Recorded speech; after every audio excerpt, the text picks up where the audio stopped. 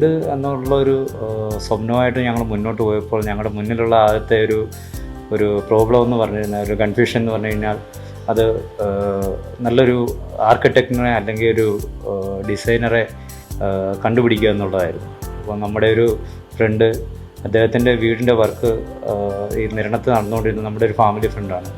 പുള്ളിയാണ് നമുക്ക് planet architecture introduce ചെയ്യുന്നത്.